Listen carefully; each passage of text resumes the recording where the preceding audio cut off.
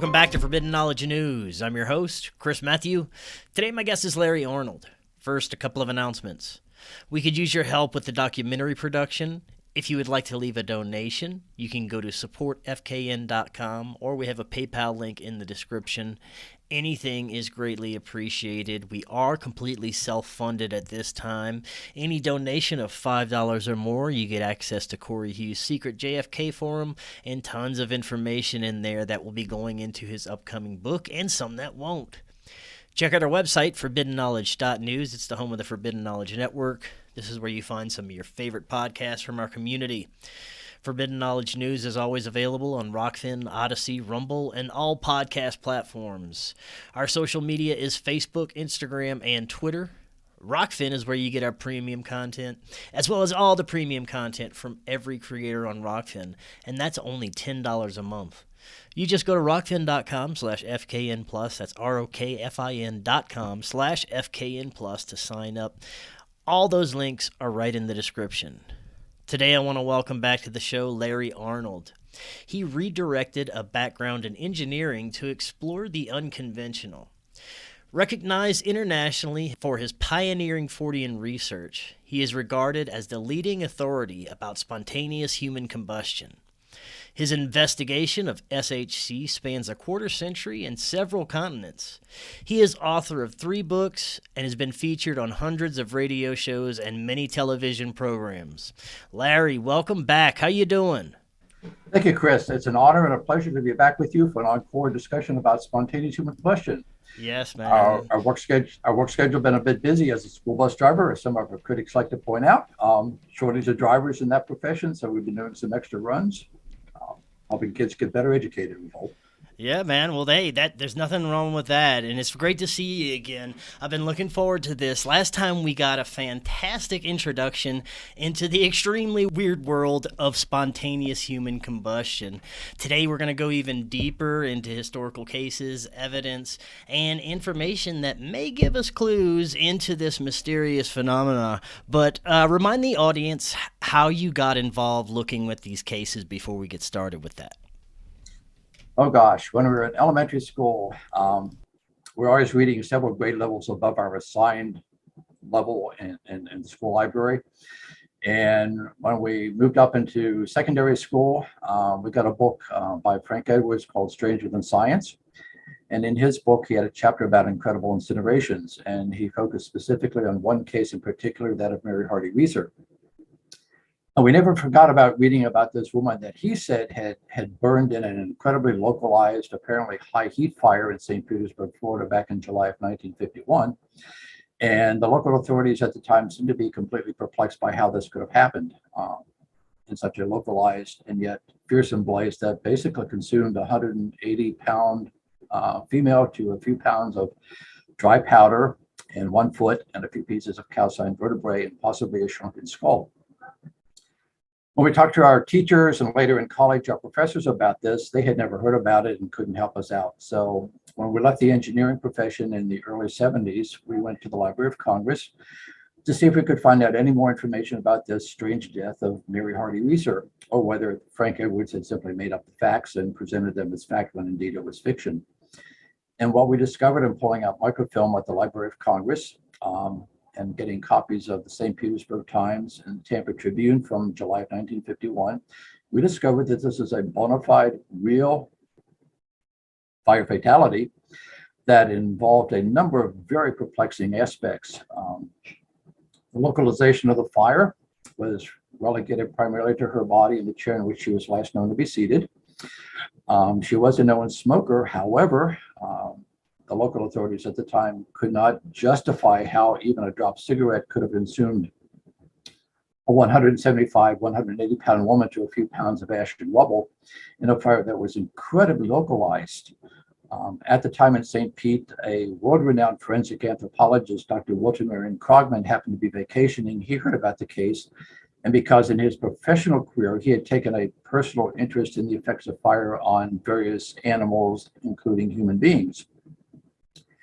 And his experiments told him that in order to burn a body to the extent that Mrs. Reeser was discovered, would require for him to have run a controlled combustion event in basically a crematorium retort for 12 uninterrupted hours at a temperature running at 3,000 degrees Fahrenheit, which is 50% hotter than lava flows out of a volcano.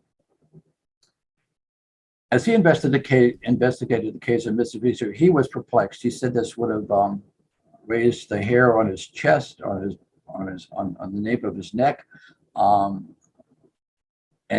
he just described it as absolutely macabre. Could not believe it, except that he had to admit that it actually did happen. So that got us interested to see if maybe Mrs. Reeser was a one-off case, or could there be possibly other cases similar to hers that we had not heard about or read about? So while we were at the Library of Congress, we started plowing through old medical documents, old medical tombs, and discovered that back in the 17 and 1800s, this was a, if you excuse the expression, hotly debated subject. Medical professionals said, yes, indeed, cases like this had happened for several hundred years. Other professionals, physicians in particular, said, nope, that's impossible. Spontaneous human combustion, the burning or blistering or smoking of a human being. In the classic sense, spontaneous human combustion describes a fire scene in which a human body is reduced, as was Mrs. Reeser, almost wholly to dry powder in an environment that is largely devoid of surrounding combustible damage. They said, no, that's impossible, can't happen. There's no way this could be explained. It's a myth, it's superstition, and end of alleged mystery. As we told your audience, your listeners in our previous discussion about this subject, kind of the situation sat on the table for us until in the mid 1970s, we got tipped off to a possible similar case that happened here in our home state of Pennsylvania. Mrs. Reeser was a Pennsylvania native, but she met her flaming fatality down in St. Pete, Florida, as we said. But here in Pennsylvania, we got tipped off to a case that sounded remarkably like hers that happened to an elderly physician in northern Pennsylvania in Potter County in Coudersport. Said it occurred in December of 1966, a more recent case. We found enough circumstantial evidence, talking to the coroner, the deputy coroner, and some of the first responders by telephone, that we were willing to invest a weekend going up to Coudersport to sit down with these first responders face to face in person to document a fire scene that absolutely mystified all of them when they were being honest about it. That case happened to Dr. John Irving Bentley the overnight of December 5, 1966. As we discussed then, and if we can find the photograph here, Dr. Bentley left behind his legacy to the world was one half of one leg, a few pieces of calcined vertebrae, ashes, a kneecap, and possibly his head, burned so badly that it was unrecognizable by many of the first responders. This is, if we can get the picture caption showing up here, this is Dr. Bentley's remarkable legacy that he left to the world of fire science and science in general. We are at that fire scene. We stood in the space where Dr. Bentley immolated through his bathroom floor. First responder Don Gosnell, when he entered the home on Monday morning of December 5, 1966 to read the gas meter in the basement, noticed a wispy, kind of whitish smoke in the hallway and an odd smell that he characterized as kind of sweetish, but he couldn't identify it specifically. When he went down to the basement and read the gas meter on his return to go back upstairs, his flashlight, as it swung around the earthen floor, came upon a pile of ashes on the dirt floor, about 5 inches in height and 15 inches in diameter, he told us. Being a volunteer fireman and not having seen that pile of ash the last time he was down in Dr. Bentley's basement, he kicked it with his work boot out of curiosity, found no hot embers in that pile of dry powder, looked overhead, and in the basement ceiling, he noticed that above this pile of ash on the floor was a hole about 2.5 by 3 feet in diameter, with some cherry red embers on its perimeter. Through the oak beams, the rafters in the basement ceiling had almost completely burned through, one in particular. Mr. Gosnell was further mystified and wondered why the fire department, of which he was a member, had not received a fire call during the night to come and put out what appeared to him to be a localized fire. Went back upstairs, and being a neighborly person in small town Coudersport, knocked on Dr. Bentley's door before leaving the house to read the next meter down the street. He got no response. Concerned and a bit more curious, he entered Dr. Bentley's unlocked apartment door, expecting to find Dr. Bentley sitting on an easy chair in his sitting bedroom. Doc Bentley was not there. The only other room in the two-room apartment was Dr. Bentley's bathroom. Don Cosno took a couple steps, looked into the bathroom, and as he told us later, forever after wished he had not done so. Because in the basement floor, he saw what he first thought was half of a mannequin leg lying next to that hole that he had looked up to from the basement a few minutes earlier. As he stood closer to look at what he thought was a mannequin leg, he realized it was not a mannequin, but it was a human leg. And at that point, it dawned on him that the ashes that he had kicked in the basement must have been the remains of the body of Dr. Bentley, 92-year-old physician. He ran out of the home, down the street, and into his work office, yelling the understatement, we would say, of 1966, Dr. Bentley's burned up. And indeed he had, much in the way that Mary Weiser had done back in 1951. Again, an incredibly localized fire. The fire itself, if we can call it a fire, had consumed Dr. Bentley aside from the leg, one kneecap, and the almost indistinguishable head. The rest of Dr. Bentley's approximately 180-pound body had burned quite literally to dry powder through the hole in the bathroom floor. As we said, we stood at that fire scene several years later. The hole at that time had been patched in the floor, but everything else was intact and unchanged. There was no heat or flame damage to the ceiling above where Dr. Bentley immolated through his floor. We're tall enough that we could stretch our arm outward and touch the ceiling. So only a few feet above where Dr. Bentley's body literally burned more completely than can be accomplished normally in a crematorium retort, there was no heat or flame damage above the point of incineration. Dr. Bentley's lower left leg was still intact, as we said, with a leather slipper on its foot. The other leg did not exist. Nor did any of his internal organs survive the blaze. And yet, next to the hole, above which was his aluminum walker, which he used to locomote through his two-room apartment, aluminum will melt at 1,200 degrees Fahrenheit. It was completely intact except for two of the four rubber tips on his legs. They had disappeared, probably melted.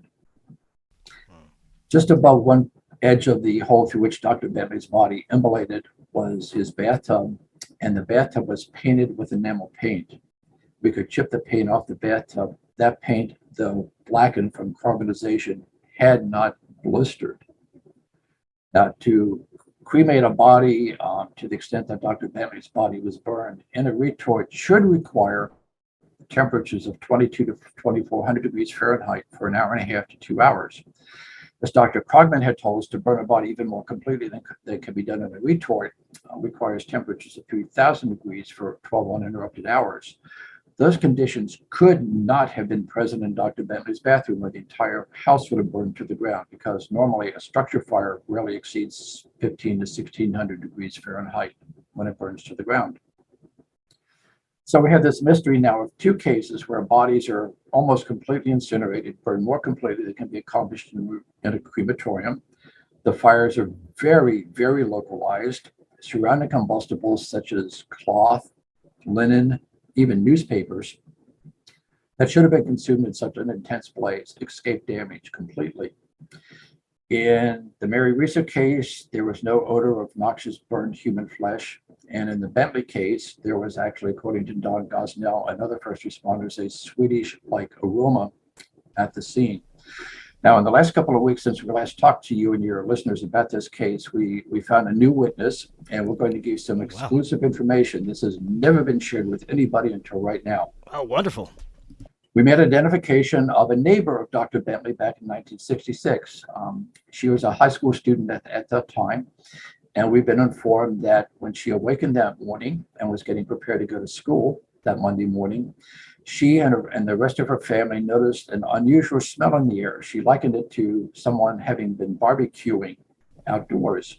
And as we've been informed, she thought to herself and thought to her family members, it's early December. It's really, really cold here in Coudersport, Pennsylvania in early December. Why would anyone be outside barbecuing on a grill at this hour early in the morning? She described it, as we said, as smelling something like an outdoor barbecue grill. This is it. this new information coincides with what Don Gosnell told us he sensed and smelled inside Dr. Bentley's home. And as we said, other responders confirmed to us. Again, a body that is burned badly in a normal fire does not smell like a barbecue grill. It doesn't smell sweet. It doesn't smell pleasant. It is horribly noxious. Companies who have to clean up a fatal fire scene afterwards in reconstructing and making the property livable again have all told us it's very, very difficult. It's quite a challenge for them to get rid of the odor of burned human flesh in a structure fire. And yet now we have two cases that we shared with you in some detail where, again, it's not typical of a normal fatal fire. However, it is characteristically typical of what history has told us is often encountered in what history has called cases of spontaneous human combustion, or as we prefer to term it now, sudden human cremation. Either way, it's SHC, a real bona fide mystery that demands further study and investigation. Yes. That was a great introduction into what we talked about last time. And I want to go really deep off to begin with. Last time we ended off exploring possibilities that this phenomena is really spiritual in nature. Maybe we could go a little bit further and talk about, first of all, how you agreed that you came to that conclusion as well, that this is most likely something paranormal or even possibly spiritual in nature, right? It is certainly paranormal in the sense of what is normal, and para meaning outside or beyond what is normal. Spontaneous human combustion, sudden human cremation is absolutely paranormal. Is it always spiritual? Probably not. There are some cases that we can certainly go into that suggest to us that this could be a spiritual aspect, where the victim perhaps was, if you accept the concept of karma and multiple lives, this is one way where karma can be quickly and dramatically resolved and dismissed so that the soul entity can move to a higher plane of consciousness or reality. We've looked at things like Kundalini, which in some cases does have a spiritual connection to it. Kundalini is a bioenergy that is recognized by Eastern physicians and metaphysicians, not so much in Western medicine yet. There are exceptions. But Kundalini is said to be an energy that is very powerful, that is electric-like, that flows up and down the spinal column of every living human being. But when it becomes out of balance, when it's a twin aspect, it's very much like the caduceus, the symbol of Western medicine. When the Ida and the Pingala aspects of the Kundalini become out of sync with one another, we've been told from multiple sources, including by Gopi Krishna, a leading proponent of Kundalini as a biophysical energy, as well as a means to attain broader, higher levels of awareness and consciousness, that when the Kundalini suddenly erupts in one's body out of balance, it can generate tremendously high temperatures. And as Gopi Krishna told us, had he not had the inner awareness and ability to go direct his consciousness back into his body and redirect and balance his personal Kundalini, at one moment he would have become a case for us to research and document as spontaneous human combustion.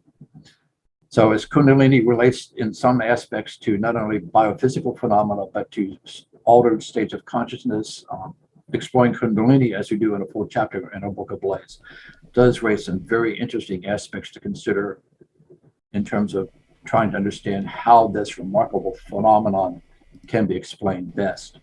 Right. And what are some of the differences between, you said that there are distinct differences between what cases you would think may have a spiritual connection and cases that don't. What would be those differences?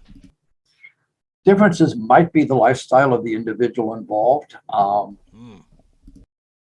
That's probably about as much as we could say. Diet may be a factor. In the case of Dr. Bentley, we were told that he spent the last several years of his life living on a diet of coffee and shredded wheat.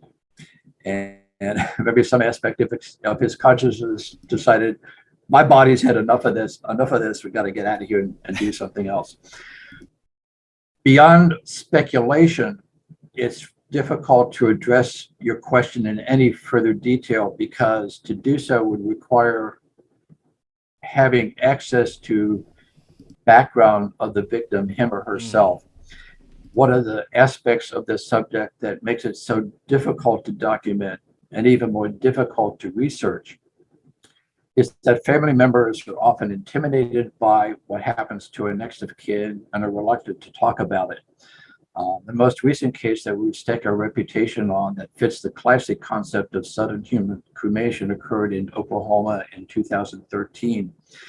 And we flew down to meet not only with the first responders and the county sheriff, who is willing to consider spontaneous human combustion, SHC, as the appropriate determination for what happened to this particular individual. We also wanted desperately to talk to the next of kin to see what we could learn about that person's physiology, medical history, psychology, emotional outlook, and all those things that are any. Did he have any interest in spirituality, for example, that might lead us to think that Kundalini or some other aspect that we're talking about in terms of the spiritual nature of the individual could have had a significant role in how that body chose to transform itself into another level of reality. Sadly for us, the family was not willing to talk to us, so we lost that opportunity. We had one other opportunity where a mother was willing to talk to her or talk to us directly about what happened to a relative of hers. We set up the appointment, showed up at her porch, rang the doorbell, the door opened. Her husband said, "I don't want you talking to my wife. Get out of here." Wow. So again, Yeah. and that's just with the next of kin. Beyond that, there are the first responders, the fire chiefs, the fire marshals, and more importantly, often the higher up fire officials and forensic experts who have a mindset that says none of this phenomenon that we've been describing to you in some detail can happen.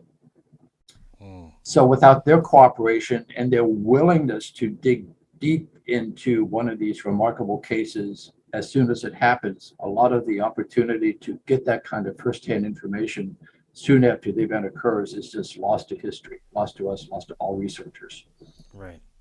Now, is there any evidence that shows the possible origin or location of origin of these spontaneous fires that are occurring in people? The location inside the body? That's a wonderful question. The answer is yes, but the answer beyond that is very complex and diverse. It depends on the specific case, and it depends on the nature of the spontaneous combustion itself. This can get us into cases of survivor instances and instances that are eyewitnessed. The eyewitness cases are very intriguing, and it's an aspect of our research that the debunkers, the naysayers, really don't like hearing us talk about, because it means that they have to call the eyewitnesses and the survivors liars and frauds, and those who choose to perpetrate hoaxes rather than telling truthfully about something that has been extraordinarily in their life. Yeah, be that as it may. Whereas we call cases like Mary Reeser and Helen Conway and Dr. Bentley sudden human cremation, when we get into the subset of this phenomenon where people have survived, we really can fall back on and properly call the phenomenon then truly spontaneous human combustion, because clearly the survivors have not burned themselves to powder. Parts of their bodies have smoked or spontaneously blistered in the absence of contact with a known nearby external heat or flame source. What these people have tell us range the gamut from their bodies exuding copious amounts of smoke to spontaneously blistering. That personally has happened to us. Or in the case of the most dramatic case we have of a survivor, his burn injuries resulted in burning to the bone of his right forearm and hand, to the extent that the forearm had to be amputated just below the elbow. Reconstructive surgery was not really a realistic option for him. That individual is Jack Angel, and in our book of Blaze, we devoted an entire chapter to his remarkable partial human incineration. I would really love to hear that story. I don't believe we got into that one last time. I'm very intrigued by these survivor stories. Maybe we could start with that one. Absolutely. When we began our research, there was one alleged case of spontaneous human combustion survivor. That occurred to a Professor James Hamilton back in 1835. At that time, he taught at the University of Nashville, which is now part of Vanderbilt University. His story is that he was walking down the street one afternoon when a flame with a base about the size of a dime burned through his pants, emanating from his leg. Being astute and a professor, he decided the way you put out a flame is to restrict its access to oxygen. So he cupped his hands around it, and this dime with flame went out. We did some further research into that case and found out that actually it was not spontaneous human combustion at all, but it was spontaneous combustion of fabric of his undergarments that had probably been dropped or splattered with oil a few days earlier, and the heat of his body caused it to suddenly spontaneously combust. So this is spontaneous combustion of fabric, not of the human body. Right. Therefore, supposedly people, it was said, could not survive something as impossible as spontaneous human combustion, already denied by almost all mainstream fire science and science in general. That changed when we were introduced to a gentleman in 1974 named Jack Angel. We were giving a lecture on this subject in Atlanta, and a lady in the audience came up to us after and said, I have a friend who has a friend who maybe survived spontaneous human combustion. Well, you can imagine how excited and interested we got at that by that lead. We got a phone number, we got a name, we made a couple phone calls, and soon we were talking to a gentleman named Jack Angel. Here is his astonishingly remarkable story. In November of 1974, Jack Angel was apparently in great health, happily married to a much younger woman. He was earning a living, a very good living, by the way, as a traveling clothing salesman. He operated out of a motor home that he had converted into a traveling, clothing showroom. On Monday of November 1974, he parked his motor home at a Ramada Inn in Savannah, Georgia, with an appointment the following morning to meet with a potential client. He put sheets on his bed in the motor home and went to sleep. He missed his appointment the following morning. He slept through the appointment. When Jack reawakened, he noticed that his right forearm had been burned black. In fact, his right hand had burned so badly it was burned right to the bone. Yet he had no pain. He noticed that the sheets on which his body slept and the pajamas that he wore during this time also had not burned. He got up, got himself dressed, exited the motorhome, walked into the Ramada Inn, met the manager of the hotel, who expressed interest and curiosity about this person who was walking by him with such a severely burned right forearm and hand. Jack couldn't explain it and then lost consciousness. When Mr. Angel regained consciousness, he found himself on a bed in the Savannah Memorial Hospital, surrounded by a team of physicians, marveling about this patient that they had and how he could have burned himself. Long story short, Mr. Angel was perplexed. Nobody could tell him how his body had burned this extent. He was frustrated with the treatment that he was getting at Savannah. He demanded to be transferred to a better burn unit at the VA hospital down in Georgia. We had the opportunity to speak with several of his physicians. We have Jack's medical records from the VA hospital. Doctor said that he had been burned by what appeared to be a high amperage electrical type injury. The motorhome was investigated. They could not find any evidence that could explain how such a high amperage electrical current could have passed from any part of the motorhome into Jack's body. Physicians decided, and in fact, we have in writing in the medical documentation, that his burns were, quote unquote, internal in origin. He did not burn from the outside in, he burned from the inside out.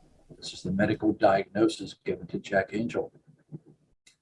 Still looking for answers, he was contacted by one of the best lawyer firms in Atlanta at the time.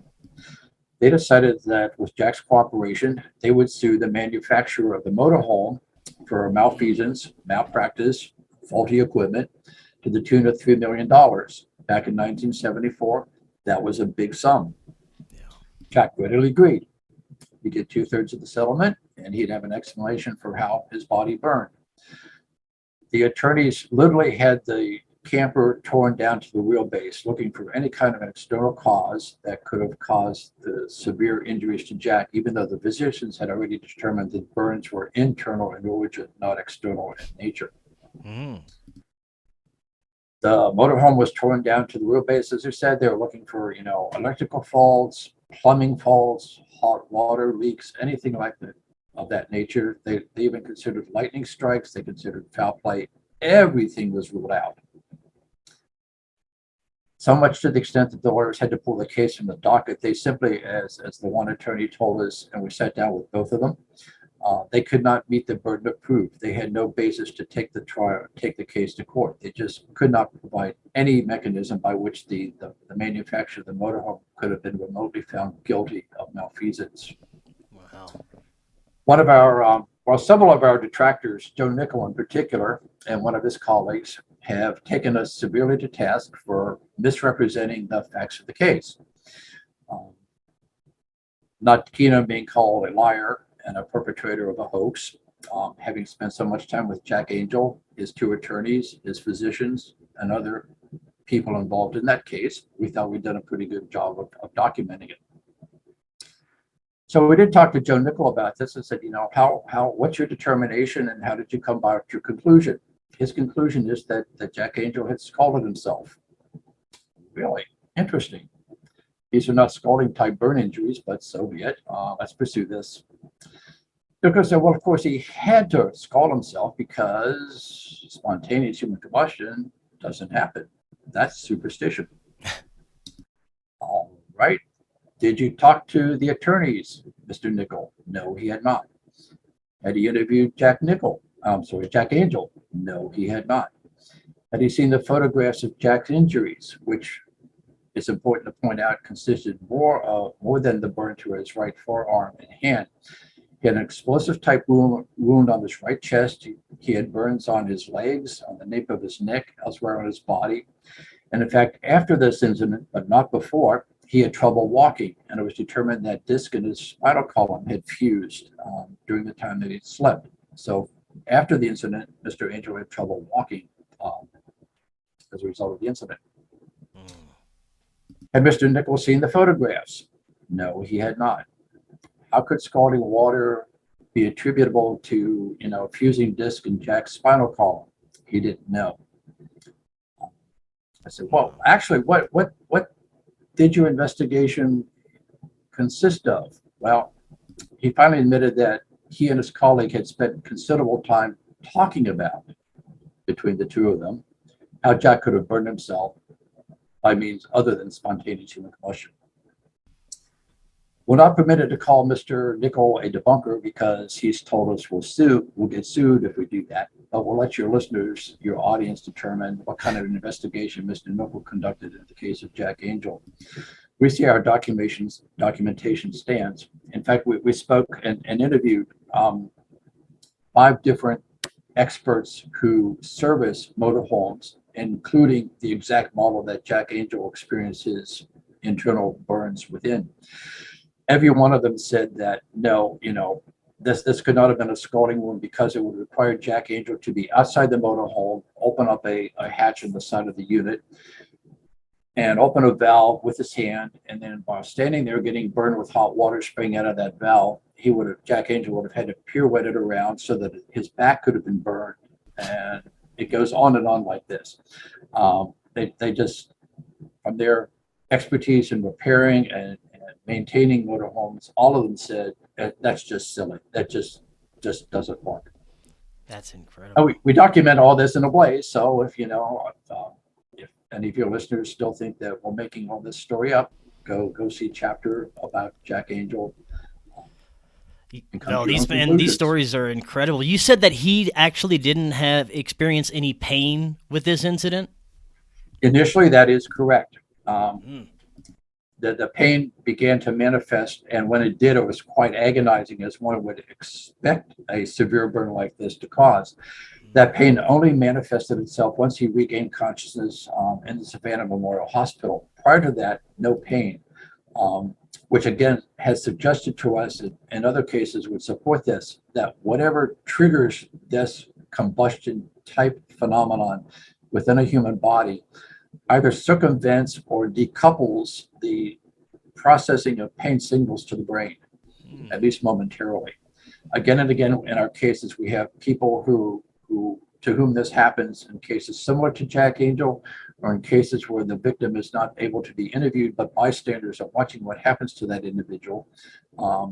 There's rarely any indication that the person is in agony. Put your hand on a hot stove burner, you're going to pull it back quickly and probably be screaming. But in cases like this, in these very bizarre, very unusual, very rare, we emphasize, cases that fit the definition of sudden human cremation and spontaneous human combustion, pain is almost never a factor. Not initially. Incredible. Wow. Well, before we move on to eyewitnesses, maybe we could go over another survivor case, one of the most profound for you. Oh, there are several. There's Peter and Barbara Jones. When we did a program for That's Incredible on ABC back in 1980 about Dr. Bentley's remarkable human incineration, Peter and Barbara Jones were watching that program.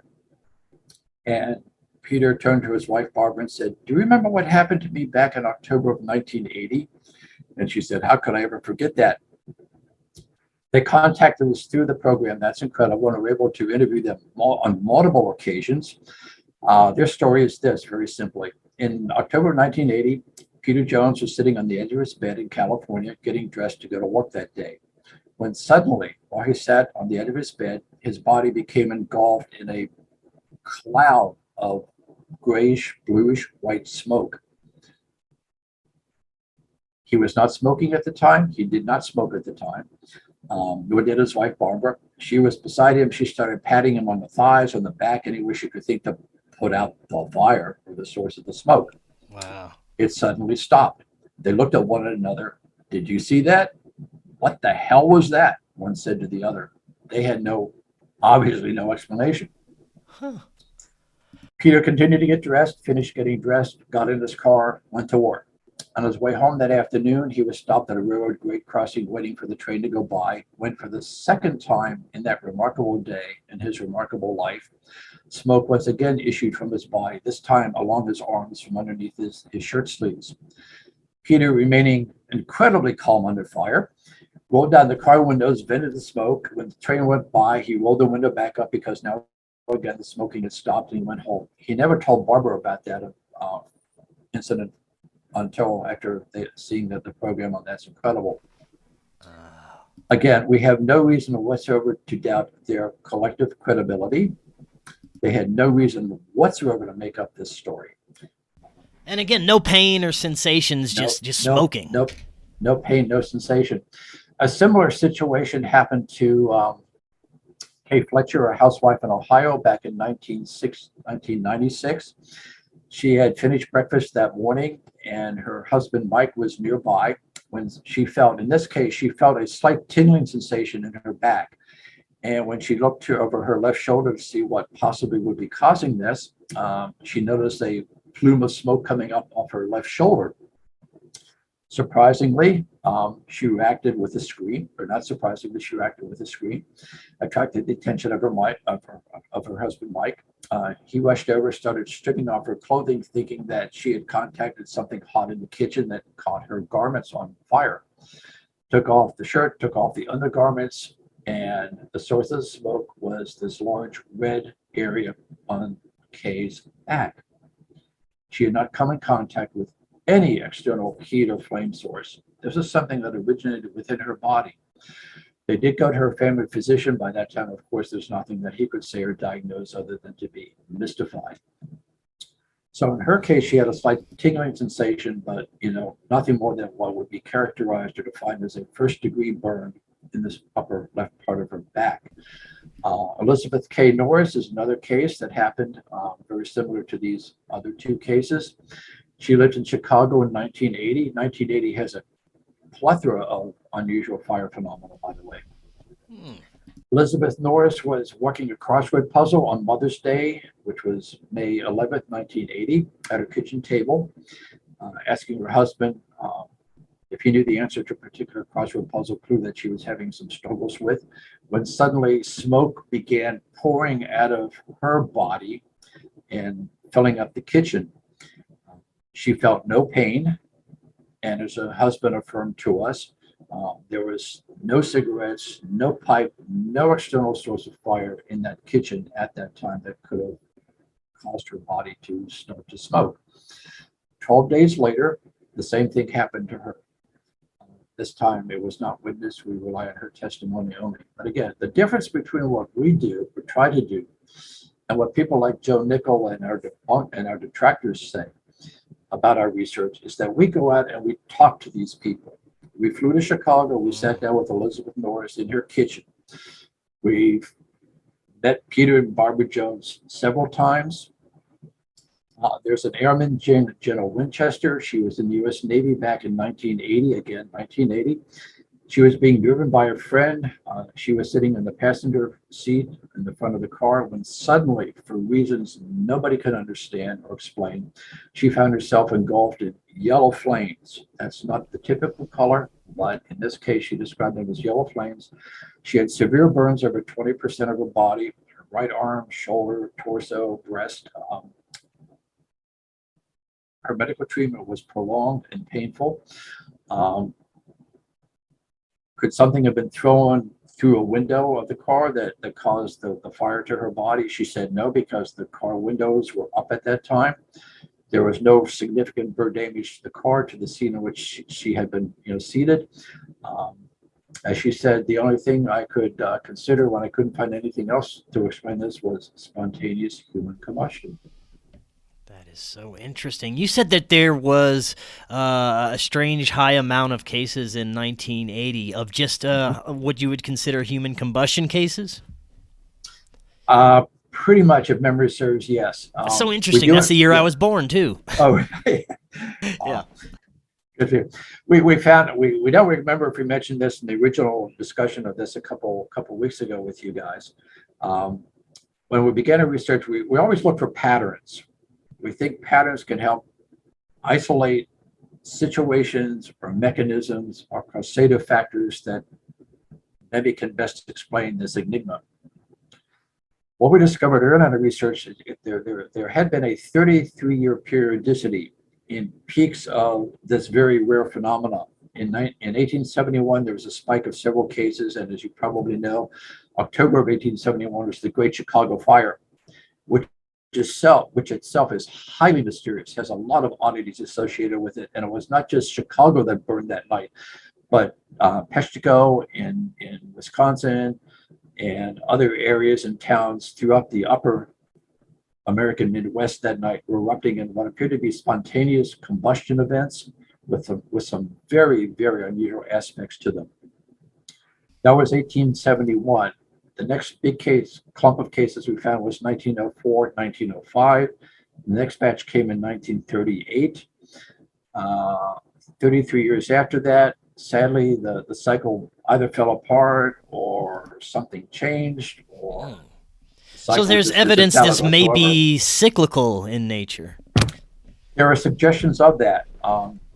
1980, which would be the 33-year cycle plus another basically 11 years. At 1980 had a number of very strange cases. 33 years and 11 years hints at something perhaps solar related. We have a colleague in Finland who is doing remarkable research about solar cycles as they link to a wide range of Fortean phenomena, which of course it would include spontaneous and sudden human combustion and cremation. So some of these cases may best be explained by some kind of solar earth energy interaction. That is fascinating. Man, well, let's get into some of the eyewitness accounts that you have for us. Very good, very good. One of the first that we found in going through obscure medical tombs happened in Rockville, Ontario, Canada, back on June 10th, 1828. This involved a Dr. Schofield. The story here is that about 9 o'clock that evening, Dr. Schofield made eye contact with the town drunkard, if you will. Within 2 hours, that drunkard was dead by means completely bizarre and inexplicable. He was discovered by the town blacksmith to be standing in the smithy in an argent silver-colored flame that was described as the shape and type that you would see on the tip of a lit candle, but silver in color. Succumbed to his injuries. Schofield was called to the scene, and being blessedly curious and open-minded, he did some investigation, obviously looking for an external ignition source. He could find none. The forge and the blacksmith's smithy was cold that night. They could find no external ignition source to explain what befell the town drunkard.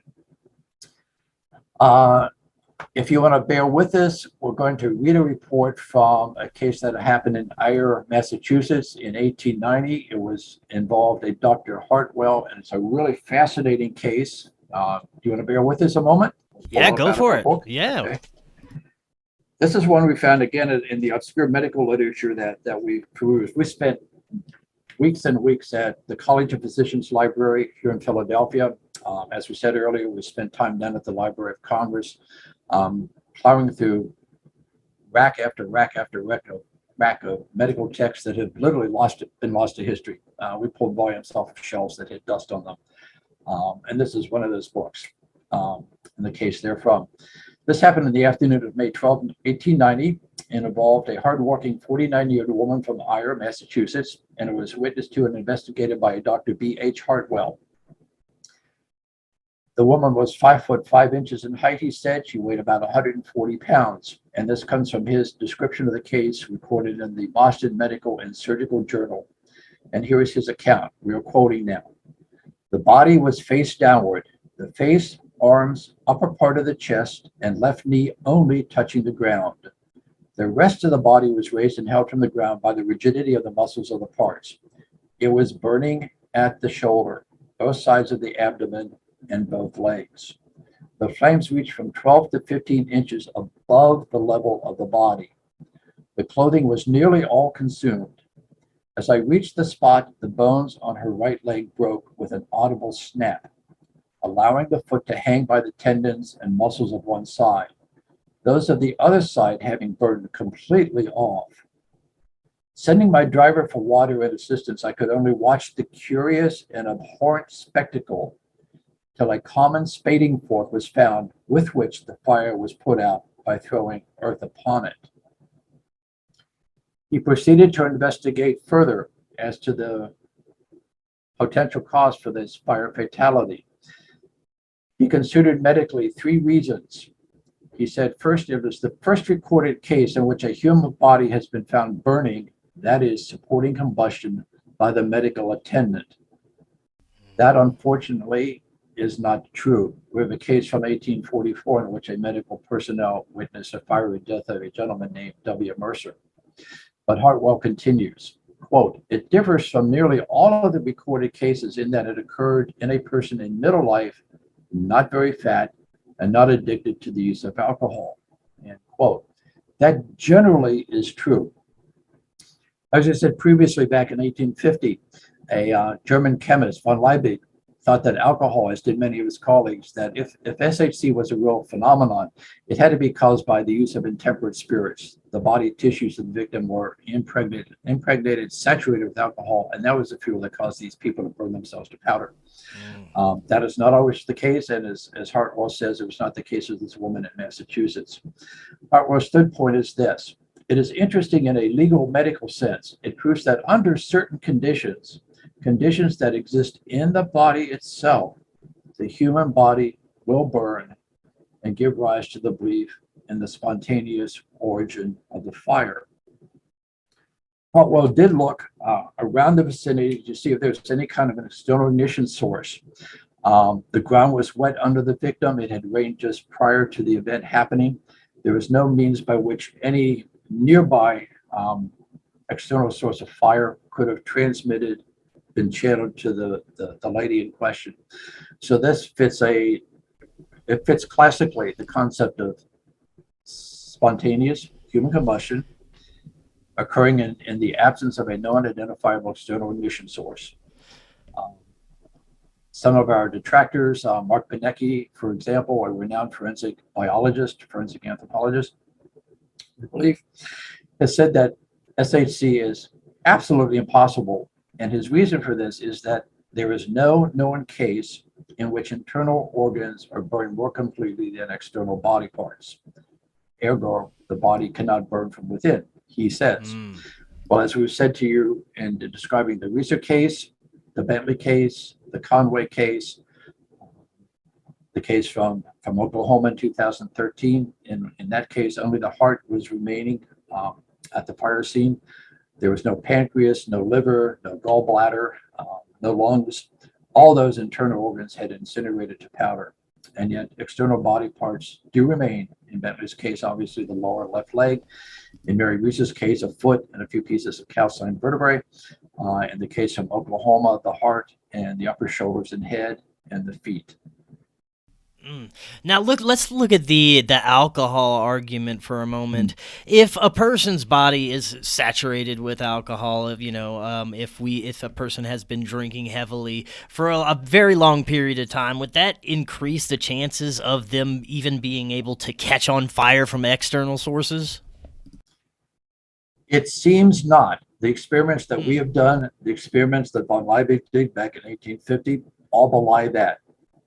The only way that possibly, underline possibly, might work is if the victim has a situation unknown currently to medical science, which makes the physiology highly hyper-inflammable. So that an external, a drop match or having drunk a lot of alcohol and then exposed to a drop cigarette or a carelessly flicked big lighter, for example, might do that. But again, if that is so, we're looking at another medical mystery that is not explained, is not documented, and needs to be researched. But in the experiments that we have done, and we've done several because we didn't want to pursue a mystery that had a conventional, easy explanation. That would be wasting our time and foistering, misinformation on the general public. We've done several experiments attempting to prove that alcohol-saturated tissue can sustain a long burning, low heat, smoldering combustion to the extent that the tissue sample will eventually burn itself to dry powder, as we find in classic cases of SHC. One experiment that we did involved soaking a ham shank with bone. And just to backtrack a moment, a lot of the experiments we've seen done on television, the experimenter dressed in a white lab coat, looking very professional, would take a sliver of fat, wrap it in cheesecloth, hold it over a Bunsen burner, and guess what? The fat will burn. Yeah. And they say, look, this explains Dr. Bentley, Mary Reeser, and stupid people like this Larry Arnold guy who says spontaneous human combustion really does happen. He's a fool. He's a mystery monger. All that has been labeled on us. We took a ham shank with a bone, wrapped it in cloth, but before we did that, we soaked it in a marinade of alcohol consisting of brandy, vodka, and whiskey for a year. Put it in the refrigerator, just let it sit there. We pulled it out for an experiment to be filmed by the BBC. We put that sample, wrapped it in cotton fabric, laid it on old, brittle, tar-based linoleum flooring, the kind that was in Dr. Bentley's bathroom in 1966. Did this outside, unlimited amount of oxygen, a light breeze, perfect conditions to sustain combustion. We lit the fabric, stepped back, and the BBC filmed it. After a few minutes, the fire had a very small flame, and after an hour, it had extinguished, and the sample was still 98% intact. It did not burn itself to powder. We did a similar experiment in 2014 2013 for the Science Channel in a professional burn chamber with the same result. This time we dropped a cigarette, laid a lit cigarette on the fabric. It went out. The tissue sample wasn't even charred. So people who say that people who imbibe heavily in alcoholic spirits saturate their body tissues with an inflammable liquid, the science just doesn't support that when it comes to explaining these remarkably rare cases of total human incineration. We need to look for some other explanation. Yes. And just like many unexplained and paranormal phenomena, there's always this effort to debunk it. And I always wonder why there's such an effort to do something like this instead of exploring it further. But do you think that there are groups or high-level individuals that maybe know a little bit more about this phenomenon than they're letting on, and some sort of cover-up may be involved? If there is such a thing, we wish they would contact us. Maybe they know something that we haven't discovered in our 40 plus years of researching and documenting these rare combustion events. Hi, you know how to find us. Come get us. On a flight back from doing a TV show in California many years ago, a seatmate on the plane, we got into a conversation with him, and it turned out that he worked for a high-level security department in the United States government, and he knew what we thought was a surprising amount of information about a subject that few people to this day really know much about, and that's spontaneous combustion. And he made some interesting suggestions to us, and those suggestions were very limited. He implied, or we could infer from his conversation, that he knew more than he was willing to say, and that some department, some agency within the government had taken this rather seriously and maybe had some clues or maybe even some answers to how this phenomenon happens. But he wasn't able to share those, or couldn't share those with us. Well, we often find those, declassified white papers that show that there are government agencies and groups that are very interested in high strangeness and paranormal and PSI phenomenon and all this stuff. So why wouldn't, of course, they be looking into stuff like this, It's, as we said, it's certainly possible. We're not in a position, we don't have the security clearance to know or not know with any certainty. We do know that the U.S. Army has technology that can heat bodies at a distance. This is an offensive or defensive weapon, depending on how they choose to use it. But we don't know of any instance where they've been able to, actually target the body and cause it to suddenly reduce to dry powder. Right on. Would make for an interesting weapon, wouldn't it? Oh, yeah, that's terrifying, actually. But, it would not surprise me at all, knowing what we're dealing with there. Now, are there any other cases, eyewitnesses, survivors, anything profound that you'd like to close on today? Let's do another eyewitness case. Sure. This is a case that happened in England, London, England, in September 13th of 1967. The victim is Robert Francis Bailey. He was a derelict. The eyewitness is Jack Stacey, a London Fire Brigade commander, and his crew. They were called to the scene by a bypasser who noticed a bright bluish light in a tenement building. Figured there was a fire. They got the call, came out, responded. And what Jack Stacey and his crew witnessed was a bright electric blue colored flame, in air quotes, emanating from the torso of Mr. Bailey, already deceased. This flame, Jack told us, and we sat down and interviewed him at length about this incident, was jetting from Mr. Bailey's body with force, said Mr. Stacey. We wish they had left the process unfold naturally, but being firemen, they decided they had to put out the fire. They emptied the contents of several fire extinguishers into the gut of Mr. Bailey, and the flame eventually extinguished. There was no external ignition source that any of the fire crew could identify. There was none. They all concluded that Mr. Bailey did not burn from the outside. It started, as Jack told us, it started inside the body of Mr. Bailey. So we have trained fire professionals who have witnessed these cases in situ, in progress. That's really hard to debunk. Mm-hmm. Really hard to debunk. Although it's been done, but not with justification. Right on, man. This is incredible. These people know what they're looking at. They've been trained on what to experience at a fire scene. They've been trained on how to respond to human fire fatalities. When they come across cases like this, they are, if they are honest, utterly baffled and bumfuddled. Right. As we think we said in our previous interview, we met with one fire company chief who also owns and operates a crematorium. The only person we have yet found with that unique, twin career set. When we sat down with him, he said he had never heard of a case of spontaneous human combustion.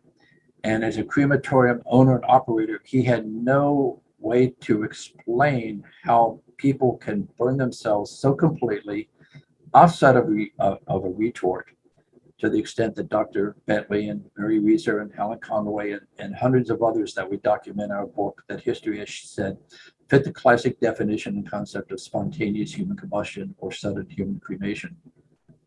Right on, man. This is incredible. One more thing that I'd like to remind the audience about before you leave is how hot are these possibly measured temperatures during this phenomenon that's coming from inside the body? Yeah, intriguing. Body temperature normally is about 97 to 98.6 degrees. If you get a temperature of 104, 105, you may need to be hospitalized. In our research, we have found cases, though, attested to by physicians in which a person has survived a temperature of 147 degrees Fahrenheit, internally generated, and survived. We have cases that perhaps go even much hotter than that, almost close to the boiling point of water. These are remarkable cases and medically should not exist in the first place. What the temperature is in the apartment of Mary Reeser, in Dr. Bentley's home, it's impossible to say, except in the case of another classic case that happened in upstate New York in 1986 involving a retired firefighter, George Mott. We were at that home. He had thermometers inside his home, that little thermometers that the mercury should have broke through the glass tube at a temperature of about 120 degrees Fahrenheit. Those thermometers did not rupture, suggesting that the temperature was below 120 degrees Fahrenheit. When Kendall Mott, the victim's son, entered the home, he said it was warm, but not overly so. Home in Bolingbrook, Illinois, 1979, the case there of Beatrice Oski. Her daughter-in-law entered the home, found it warm, but again, not overly so. She probably entered the home within, we think, 10 to 15 minutes of the actual unfolding of the human incineration. So whatever the process is, we're not seeing the kind of temperatures that crematorium operators say have to be present in order to burn a body so completely. That's incredible. Larry, thank you so much. I highly encourage everyone listening to go and listen to our first episode that we did. It gives you a great foundation for all this stuff. And the book. Larry, tell everyone where they can find your book and all your work. The book is Ablaze, The Mysterious Fires of Spontaneous Human Combustion. The easiest way to get it is to go to Amazon. In fact, we shipped off an order to Amazon today for some of their customers. Or track us down at our website, which is parascience.com, parascience.com. Send us an email if you're interested. If you have questions, suggestions, ideas, thoughts, or, fingers crossed, a possible lead on a potential case that we'd like to investigate. That's how to contact us. You can order the book directly from us. We'd be happy to assign a copy to anyone who likes it. It looks like a Stephen King novel. We would say that it is nonfiction. We've done our research. We've done our homework. We've interviewed hundreds and hundreds of people around the world to document these incredibly rare but utterly fascinating cases of fire phenomena. Survivable, fatal, anything in between. Yes, man. I love it. You're doing fantastic work, and we'll definitely have to have you back on in the future. Thank you, Chris. It's been our pleasure and joy. Thanks so Blessings much. and best to you. Until next time, everyone, have an excellent evening. We'll talk again tomorrow. See y'all then.